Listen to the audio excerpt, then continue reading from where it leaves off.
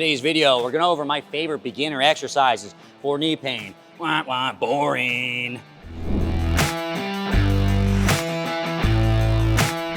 So exercise is amazing treatment for knee pain, and this includes non-op conditions. So I'm thinking about patellofemoral pain, quad, as well as patellar tendinopathy, IT band, all that non-op stuff. It's also amazing for post-op patients. So say you have a meniscus repair, ACL reconstruction. The important part is you know how to dose these exercises, because if I have a patient that's very irritable within the knee, or I have a post-op patient, I want to make sure that I'm not overdoing it from the get-go. The other piece is that, especially for these non-op patients, we need to know how to meet them where they are in terms of tissue irritability. So if they come through the door, the knee is killing them, we can't give them something that's really hard, it's probably gonna make them worse, okay? So in this video, we're gonna go over my favorite beginner exercise for folks that either have a highly irritable knee or a patient that's going to be in the beginning stages of their post-op journey. A couple general principles. So in terms of selecting beginner exercises, usually we're using light loads, so that's either body weight or less, or just light weights. We're usually using slow movement speeds. We're usually using partial ranges of motion. When it comes to closed chain exercises like squats or maybe step-ups, we're usually emphasizing a posterior weight shift when we squat, because it's gonna reduce some of that strain on the knee, increase the stress on the hip. And in this video, we're gonna focus mostly on exercises for the quad as well as the hip. Now, is it gonna be beneficial to train the lower leg, the foot, the ankle, the calf, the hamstring? Of course it is. I just think largely from a knee pain perspective, the quad as well as the hip is gonna be a little more popular, probably where I start mostly, and we'll leave some of that hamstring, some of that lower leg strengthening for another video. So first we have our table exercises. Everyone hates these. They say they're a waste of your patient's time, but I gotta be honest. For the right patient, they're gonna be perfect. I just recently hurt my LCL pretty bad, barely walk. These were phenomenal for me. Obviously, I didn't do them forever. If you have a patient who's non-weight bearing, think about your patient just had a meniscus repair, you bring them to the clinic, you put them on the sled, you have them push it. Bad idea, right? Those exercises are cool, but there's a time and place for them. We need to make sure that we start with the easy stuff when the patient actually needs it, okay? So the first exercise I start with, arguably the most boring of them all, is just a good old quad set. So I like to perform these with the patient's leg propped up. Okay, the reason being is that if we prop up the leg here, we're gonna get to full extension or hyperextension in some patients. We wanna make sure that when we do this exercise, we're keeping the leg as straight as possible. So my cues are generally to try to make a muscle here. Yep, you can also cue the athlete to try to push their knee down into the table. Although for post-op patients, it might be a little bit painful. You can kind of bolster that with a bit of a towel underneath, give them a little bit of, biofeedback and tell them, hey, crush down on this towel while you make this muscle nice and strong, okay? Second exercise I like is going to be a straight leg raise. And one of the reasons why I really like a straight leg raise is a lot of folks with a lot of pain, but mostly post-op patients, they usually present with something called a quad lag. And I'm gonna show you that in a second. So basically, I'm gonna tell Jackson to flex his quad as much as he can. I'm gonna tell him to lift his leg up to my hand here. You see how his leg is nice and straight? There's no quad lag here. Next, I'm gonna show what you see most of the time with patients after they've had a major surgery. So go ahead and flex that knee as much as you can, and then lift up. And you see how he still has more range of motion to go, but he can't control those last few degrees of motion? That would be called a quad lag. So what we're trying to do early on from a rehab perspective is eliminate that as much as possible. So when I do my straight leg raises, I always keep the heel propped over here. I make sure this leg, quad is fired nice and strong, where as much hyperextension as possible. My cues to the athlete, let's bring this up here, Jackson, is to keep the leg as straight as possible. As you lift off the foam roller, I don't want that knee to bend whatsoever. Come out to the level of the knee on the other side, right back down. And for their second rep, we relax all the way back down to hyperextension before we start the next. A lot of athletes, they'll do this exercise. Go ahead and do a rep for me. Come on back up. And when they get all the way to the bottom, they've lost that straightness and they keep on going with a bent leg. And obviously we don't want that. So for patients that are really post-op and they need a little bit of help, you can assist them. So go ahead and make that muscle here and go ahead and lift up. And I'll assist them as much as they need to so they don't end up having a quad lag.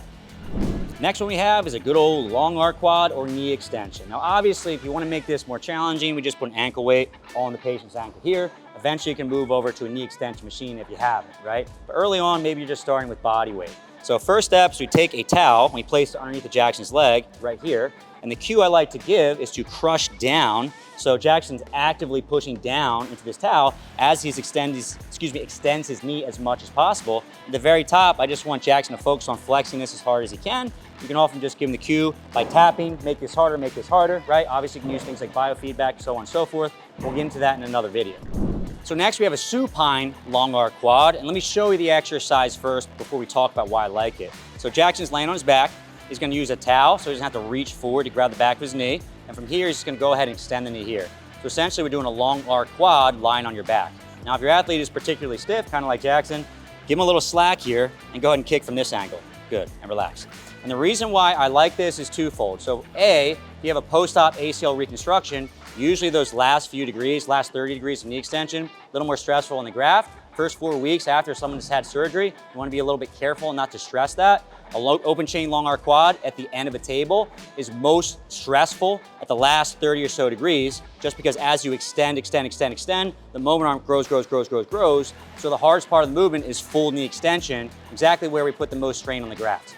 If we have Jackson lay on his back and then go ahead and kick fully out straight for me, the very top range of motion here, the moment arm is actually pretty small. So the easiest part of the movement is all the way at the top. A little hard for Jackson because he's fighting against his hamstrings. But as he goes down, right about here is where the moment arm is going to be longest and it's going to be most challenging for Jackson, right?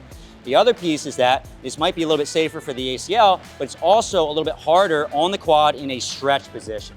Now there's a bunch of research coming out now, it's pretty exciting, showing that when we're picking exercise to build muscle mass, the ones that are focusing on strain while the muscle is stretched seem to grow the muscle the best.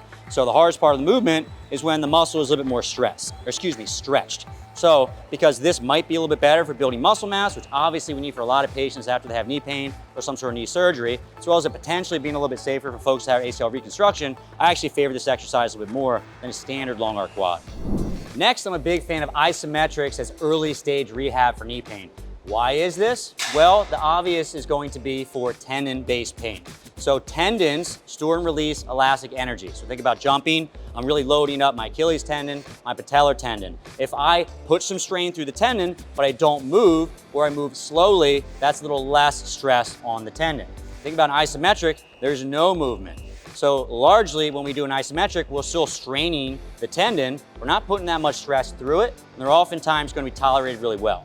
The other reason why I really like isometrics, and this was research pioneered by Ebony Rio, is that largely performing isometrics is great as an analgesic. Basically just means after you do isometrics, your pain goes down, and you might be able to train at a higher level than if you didn't do isometrics beforehand, right?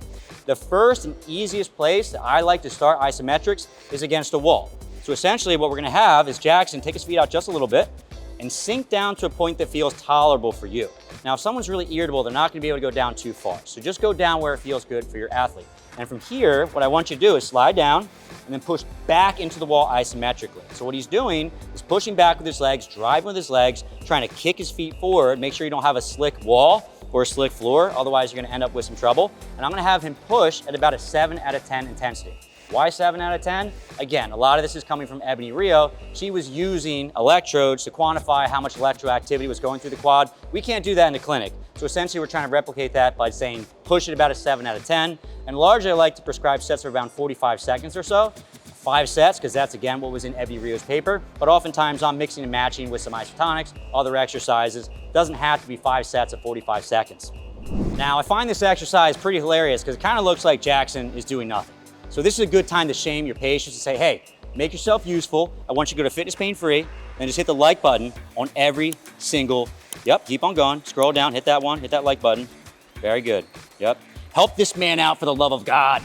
Now this is gonna take a little bit extra equipment, but that's how they ended up doing the isometrics and Ebony Rio study we talked about previously. So essentially, you can just go to a knee extension machine and put way too much weight on there, and then just press isometrically and holding when you get to about that 7 out of 10 intensity, right? A little bit harder to do from an equipment standpoint, but if you have it in the gym, you can use it at the start of the workout and then go on to whatever else you were supposed to be doing afterwards.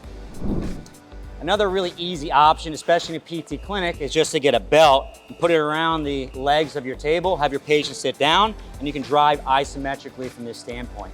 If this is really painful, we can also get a little bit more slack in the belt and have them push at greater degrees of knee flexion. Keep in mind, some folks feel really bad at 90, but they feel a little bit higher, so you can mess around with that number to make them feel better. And the last piece, that you can also do this knee extension drill in front of a wall. So essentially, if we had a wall right here and we had no belt, basically Jackson can push right up against the wall like he's kicking into the wall. Just keep in mind, this puts a decent amount of strain on someone's big toe. So we're trying to get people's knees better. We don't want to get their big toes broken and painful in order to get their knees better. So make sure you're not prescribing this as causing an issue. So if you got a patient and their knee is really flared up and they're really not tolerating any loaded knee flexion, one of the things you can try is an isometric with a terminal knee extension. So essentially, I'm just taking a band at knee level, attached to something stable like a rig, and from here, I'm extending my knee and holding that. And what's nice about this exercise is that my quad is very active. I'm putting some strain through the joint, but it's also not very challenging on the joint because my leg is locked out and straight, right? So one to try for those super aggravated patients. You know, my patients keep telling me that they have pain right behind the kneecap. Hurts when they squat, hurts down the stairs. I think it's patellofemoral pain. What the hell does the research say about patellofemoral pain? PubMed.com. All right, there we go. Okay, excellent. There's 335,000 studies to read. Gosh, too much. I'm getting frustrated. Whoa, calm down. No need to be frustrated. This is Dan Pope. I have fabricated what I believe is the perfect solution to your problem. It is the patellofemoral pain evidence-based cheat sheet. And I'll catch you up to date on patellofemoral pain under 10 minutes. Well, I'll tell you what, Dan, that's actually pretty helpful because I'm kind of dumb and I don't like to read. Well, don't you worry, I'm dumb too. But when it comes to patellofemoral pain, I am not. We're going to go over all the greatest hits. Definition, anatomy, what the heck is the pain generator? Are there any risk factors for this condition? What's the prevalence and clinical presentation? How about mechanisms of injury, differential diagnosis, how you even go about diagnosing this? And then our favorite, evidence-based treatment. So that's my promise. I'm going to get you up to date on patellofemoral pain under 10 minutes. I'll leave a link below in the show notes in the description. Go ahead and click on that link and get to learning. Once you've gotten through the isometrics, you can start working your way towards Isotonics, which is basically just regular exercise. From a closed chain perspective, one of the first ways to start loading your knees up a little bit is with a squat. And one of the easiest ways to do this is through a partial range of motion. So I've got a box here, it's really tall. The box does two things. So A, it limits the range of motion. So generally speaking, the deeper you go, the more stress through the knee. So we're keeping it pretty easy here. And the other piece is that when I have a box, it's going to cue me to sit back. And when I sit back, I have a posterior weight shift, which again is going to reduce some of the strain on the knee. If I want to make this a little bit harder, super easy, just grab a weight, gobble it, squat here, and right back up again. And the other piece is if I want to make it easier, I can take a TRX in front of me, basically where the camera is, hold on to it, and squat back. And we'll show you how to do this in a minute when we go over single-legged exercises. Another great introductory exercise in your patients have knee pain when you start standing, you get off the table, get away from isometrics, is going to be a terminal knee extension. So essentially all I'm doing is taking a band, putting it on the rack like I showed you before, make sure it's stable. And from this position, I start with my knee bent, and then I straighten out as much as I can. And as I straighten out, I'm trying to lock out my leg and flex my quad. And essentially when I have my leg fully straight, that's the hardest part of the motion for my quad just because there's the most stretch. This generally feels really good just because we're not bending the knee very much, but we're getting some decent work of the quad. Next, I'm a big fan of Spanish squats. So here's the thing, the Spanish squat is quite a bit more strain than actually doing a regular squat. So just keep that in mind. The other piece is the deeper down we go and the further we sit back, the more strain goes through the knee. So you can definitely dose this exercise. In order to do this appropriately, we either take the strongest band that you have in the gym, it's basically the band that never gets used because it's way too strong, or you can use a belt that doesn't move whatsoever. You're gonna have your patient stand inside of the belt or stand inside the band, and the idea is that when we squat, we can really sit back, and then when I come to the top, I can kick my leg straight to the very top of the motion. Use a band, you get a little bit of a TKA at the top, but if you don't, you're still sending the hips back. You're basically doing like a closed chain knee extension with this exercise. So again, start a little bit lower, start a little bit higher, and work your way lower as the patient tolerates. So you got through your basic table exercises, you did some isometrics, we started with double-legged movements. The next natural progression is to move to single-legged movements. But going from two legs, double leg squat to a single-legged squat is a big jump. So I use a variety of different implements and ideas to progress that a little more slowly. So the first is just using a TRX assist. And we'll also start with a split squat because when we do a split squat, you're helping from the front leg and the back leg. And to start off, I usually elevate where the knee taps to make it more of a partial range of motion and improves tolerance a little bit. So essentially, right here, split my legs.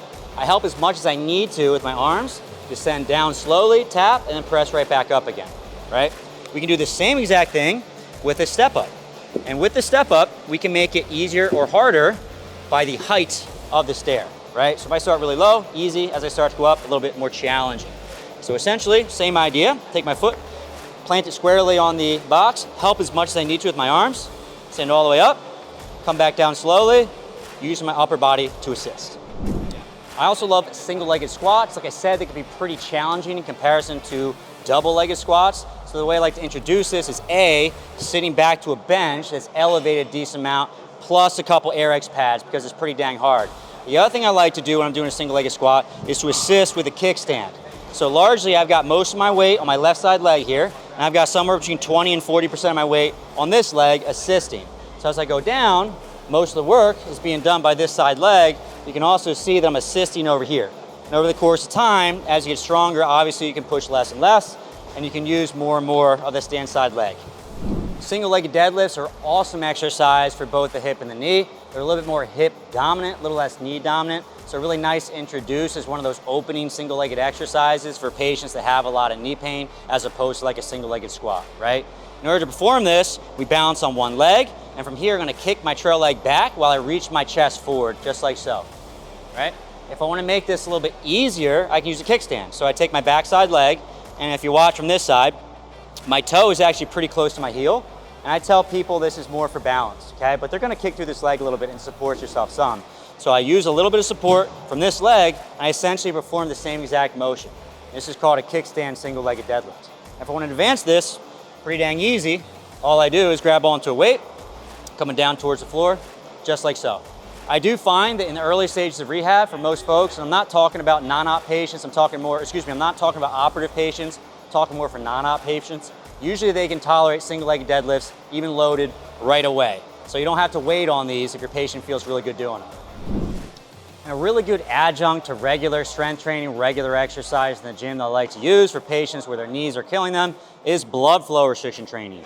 Reason being is that when folks have highly irritable knees or they're post-op, we can't put a lot of load through that joint, right? So one of the ways we can build strength and hypertrophy and not have to put those heavy loads through the joint is just by using BFR straps. Essentially, cinch them up right through here, pump up nice and tight, usually 80% occlusion, and then generally speaking, I'm doing 30, 15, 15, 15 reps, 30 seconds rest, somewhere between 2 and 4 exercises. I'm using any of the exercises you just saw with this video before. So if you have a patient that can't tolerate loading and you're looking for more strength and hypertrophy, do BFR while you're doing these exercises. All right, so a couple good exercises you can use for your patients that have knee pain. You have the very start of good exercise selection for your patients, but you probably still need to know about the most common form of knee pain that you're gonna treat as a physical therapist. It's called patellofemoral pain. I'm gonna leave a link in the corner, and in that video, we're gonna go over everything you need to know about patellofemoral pain as a physical therapist. Click on that link, I'll see you there.